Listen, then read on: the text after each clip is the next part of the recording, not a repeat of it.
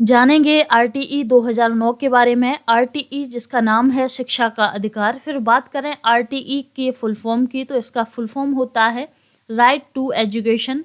तो right to education से हर बार परीक्षा में प्रश्न पूछे जाते हैं और अभी तक जितने भी प्रश्न पूछे गए हैं उन सभी को महत्वपूर्ण बिंदु के रूप में हम लेकर आए हैं। तो जुड़े रहिए हमारे साथ वीडियो के अंत तक। तो दिया है कि वर्ष 2002 में संविधान के 86वें संशोधन में, यानी संविधान में जब 86वां संशोधन हुआ था तो उसके द्वारा अनुच्छेद 21A में 6 से 14 वर्ष तक के सभी बच्चों के लिए निःशुल्क और अनिवार्य शिक्षा उपलब्ध कराने का प्रावधान किया गया। तो अनुच्छेद 21A में बताया है कि 6 से 14 वर्ष तक के जितने भी बच्चे हैं उन सभी को निःशुल्क और अनिवार्य शिक्षा दी जाए। आगे दिया है कि इसको प्रभावी बनाने के लिए 4 अगस्त 2009 को लोकसभा में यह नियम पारित किया गया। तो ये याद रखना है, इससे संबंधित प्रश्न पूछे गए हैं कि आरटीई कब पारित किया गया और कहां पारित किया गया। तो ये लोकसभा में 4 अगस्त 2009 को पारित किया गया और लागू किया था ये 1 अप्रैल 2010 से पूरे देश में, पूरे भारत देश में लागू किया था, जम्मू कश्मीर को छोड़कर। अगला पॉइंट दिया है कि आरटीई को लोकसभा में पारित किया गया 4 अगस्त 2009 को। लोकसभा में 4 अगस्त 2009 को पारित किया गया और राज्यसभा में 20 जुलाई 2009 को। और पूरे जो देश में ये लागू हुआ था आरटीई 2009, ये 1 अप्रैल 2010 में हुआ था, जम्मू कश्मीर को छोड़कर। और अगला दिया है कि निःशुल्क एवं अनिवार्य शिक्षा को मूल अधिकार के रूप में किस अनुच्छेद में जोड़ा गया। तो ये अनुच्छेद 21A में जोड़ा गया था 86वें संशोधन के द्वारा।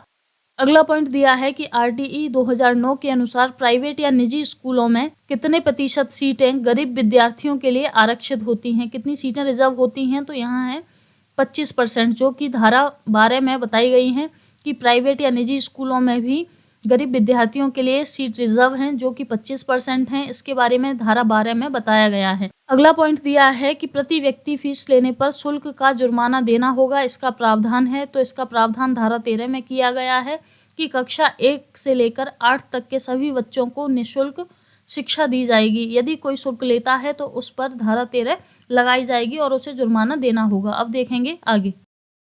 अगला पॉइंट दिया है कि किसी बालक के पास एज प्रूफ न होने की स्थिति में विद्यालय में प्रवेश लेने से इनकार नहीं किया जा सकता।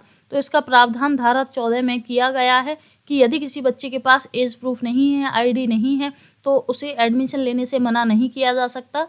इसका प्रावधान धारा 14 में किया गया है। अगला पॉइंट दिया है कि बच्चों को हर हाल में विद्यालय में प्रवेश दिया जाएगा, चाहे वह शैक्षणिक वर्ष के आरंभ में हो या बीच में। यानी बच्चे को एडमिशन कभी भी दिया जा सकता है, चाहे सत्र शुरू हुआ हो या सत्र के बीच में भी बच्चे को एडमिशन दिया जा सकता है। इसका प्रावधान धारा 15 में किया गया है। अगला पॉइंट दिया है कि छात्र को न तो कक्षा में फेल किया जाएगा और न ही स्कूल से निकाला जाएगा। यानी कक्षा 1 से लेकर 8 तक बच्चे को न तो स्कूल से निकाला जा सकता है और ना ही उसे फेल किया जा सकता है। इसका प्रावधान धारा 16 में किया गया है। और अगला दिया है कि बच्चों को शारीरिक दंड देना और प्रताड़ित करना मना है। ये धारा 17 में इसका प्रावधान है। धारा 17 में बताया गया है कि बच्चे को न तो हम शारीरिक दंड दे सकते हैं और ना ही उसे प्रताड़ित कर सकते हैं। देखेंगे अगला पॉइंट। अगला पॉइंट दिया है कि आरटीई 2009 के अनुसार प्राथमिक कक्षाओं में छात्र और शिक्षक का अनुपात होता है। तो जो प्राथमिक कक्षाएं हैं वहां छात्र और शिक्षक का अनुपात क्या होगा। तो 30 छात्रों पर एक शिक्षक होगा प्राथमिक कक्षाओं के लिए, और उच्च प्राथमिक कक्षाओं के लिए 35 छात्रों पर एक शिक्षक होगा। और अगला दिया है कि कक्षा 1 से 8 तक यदि प्रवेश दिए गए सदस्यों की संख्या 200 से अधिक है तो छात्रों और शिक्षक का अनुपात होगा। यानी कक्षा 1 से 8 तक जो प्रवेश दिया गया है बच्चों को, उन बच्चों की संख्या यदि 200 से ऊपर होती है तो वहां पर 40 बच्चों पर एक शिक्षक होगा। और अगला दिया है प्राथमिक स्तर पर 150 से अधिक बच्चे हों तो इसके लिए प्रावधान किया गया है कि एक प्रधानाध्यापक होगा, एक प्रिंसिपल होगा और 5 टीचर होंगे। अगला दिया है कि आरटीई 2009 के अनुसार शिक्षक के लिए एक सप्ताह में न्यूनतम कितने घंटे कार्य के होते हैं। यानी शिक्षक को एक सप्ताह में कितने घंटे कार्य करना है। तो यहाँ पर दिया है 45 घंटे कार्य करना है शिक्षक को एक सप्ताह में। देखेंगे अगला पॉइंट। अगला पॉइंट दिया है कि आरटीई 2009 के अनुसार किस कक्षा तक बालक को स्कूल से निष्कासित नहीं किया जा सकता। तो वो है कक्षा 8 तक। यानी बच्चे को कक्षा 1 से लेकर 8 तक न तो फेल किया जा सकता है और ना ही उसे स्कूल से निकाला जा सकता है। अगला पॉइंट दिया है कि RTE 2009 के अनुसार कक्षा 8 तक बच्चों को उनकी मातृभाषा में शिक्षा देनी चाहिए। तो RTE में इसका प्रावधान किया गया है कि कक्षा 8 तक बच्चों को उनकी मातृभाषा में ही पढ़ाया जाए। अगला पॉइंट दिया है कि कक्षा 1 से 5 तक के बालकों के घर से स्कूल की दूरी कितनी होनी चाहिए। तो RTE 2009 के अनुसार कक्षा 1 से 5 तक के जो बालक हैं उनके स्कूल की दूरी उनके घर से 1 किलोमीटर की होनी चाहिए, 1 किलोमीटर से ज़्यादा नहीं होनी चाहिए। अगला दिया है कि कक्षा 6 से 8 हेतु विद्यालय की दूरी कितनी होनी चाहिए, तो वो है 3 किलोमीटर।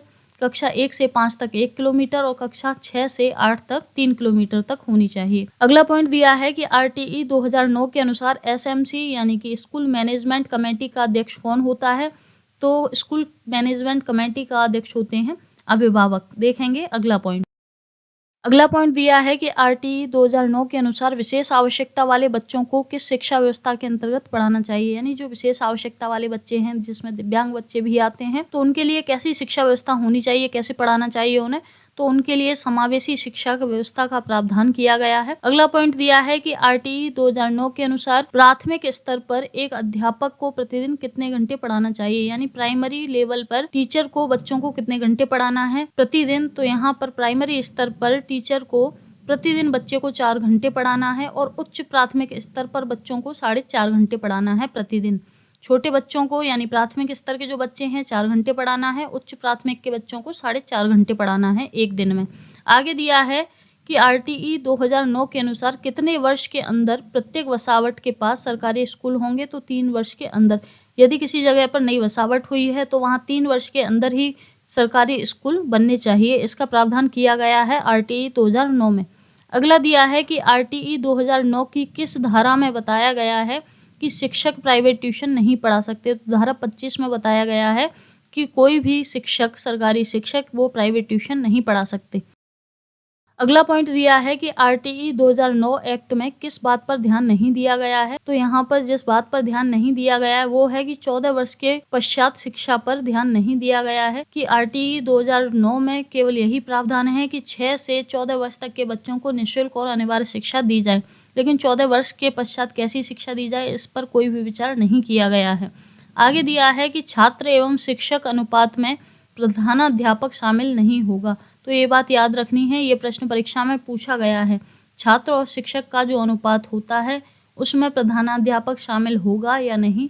तो प्रधानाध्यापक शामिल नहीं होगा। अगला पॉइंट दिया है RTE 2009 के अनुसार प्राथमिक स्तर पर न्यूनतम शैक्षणिक घंटे और कार्य दिवस होता है। प्राथमिक स्तर पर जो न्यूनतम शैक्षणिक घंटे या कार्य दिवस कितना होता है, तो वो होते हैं 800 घंटे और 200 दिन। यानी प्राथमिक स्तर पर पूरे वर्ष जो पढ़ाना है शिक्षक को 800 घंटे पढ़ाने हैं 200 दिन में। देखेंगे अगला। तो अगला पॉइंट दिया है कि उच्च प्राथमिक स्तर पर न्यूनतम शैक्षणिक घंटे और कार्य दिवस प्राथमिक में होता है 800 घंटे 200 दिन और उच्च प्राथमिक में होता है 1000 घंटे 220 दिन।